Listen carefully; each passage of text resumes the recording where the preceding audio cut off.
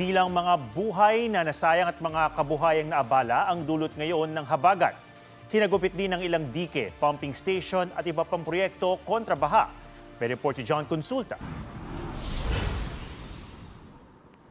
Literal na dagat ng basura ang katubigan sa harap ng Baclaran Church sa Parañaque.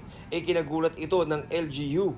Kami ay nagulantang dahil hindi naman ako ganito talagang nagiging problema. High tide this morning, pumasok lahat ng basura galing sa Manila Bay ho. Katumbas ng 10 truck ang dami ng mga basurang manong-manong hinakot ng mga taga Parañaque City Environment and Natural Resources Office. Nakikiusap sa mga isang sambayan na kababayan natin, sana naman kanya-kanya tayong responsibilidad na huwag na magtapon ng basura sa ilog, sa katubigan, sa mga kanal.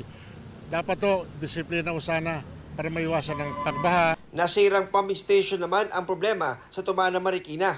May nag-trip daw po na electrical component. Bumibili daw sila ng pyesa na hopefully makabit today. Nagpadala na rin po ako ng technical staff para po magtumulong na. Kung merong mga pumalya o magkaroon ng problema kagaya nung nangyari sa may Tumana sa Marikina nung Sabado ng gabi, immediately nakadeploy po ang MMDA pati na rin ng DPWH ng mga mobile pumping stations para siguruhin na mahigop ang tubig na nasa mga kalye. May mga pagsisikap naman ang mga otoridad para hindi mabarahan ang mga daluyan ng tubig. Naglagay ng mobile pump ang MMDA at Manila LGU sa Manila Bay para mahigop ang tubig papunta sa dagat.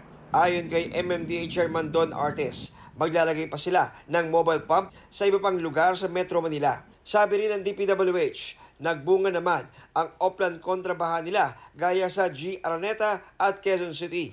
Wala rin daw malawakang baha sa Valenzuela. Pero sinita ng MMDA ang publiko na maging disiplinado sa pagtatapon ng basura. May kasabihan tayo, basurang itinapon mo, babalikin sa iyo. Ang dali pong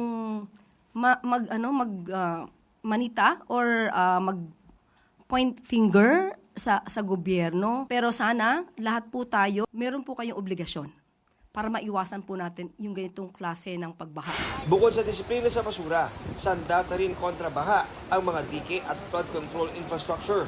Pero nitong Sabado, nakuna ni Yus Cooper Bea Dominguez ang nasirang bahagi ng River Control Project sa Narvacan, Ilocos Sur. Naunang nasira ang karugtong nitong tulay. Ang ipinagtataka ni Yus Cooper, nitong Hulyo lang natapos ang river wall na nasira. Sa Quirino, Ilocos Sur, nasira rin ang 500 hanggang 800 metro bahagi ng isang dike. Kasagsagan pa noon ng pag-angat ng ilog na umabot sa critical level. Sa Santa Barbara, Pangasinan naman, tulong-tulong ang mga residente sa pagtapal ng mga sandbag sa nasira ring bahagi ng dike. May nasira ring bahagi ng dike sa Bukaw River sa Botolan, Zambales. Ayon sa LGU, nagkukumpuni na ang DPWH. May nasira ring dike sa San Marcelino, Zambales. Ininspeksyon naman ni Ombudsman Jesus Crispin Rimulya ang mga proyekto kontra baha sa Visayas.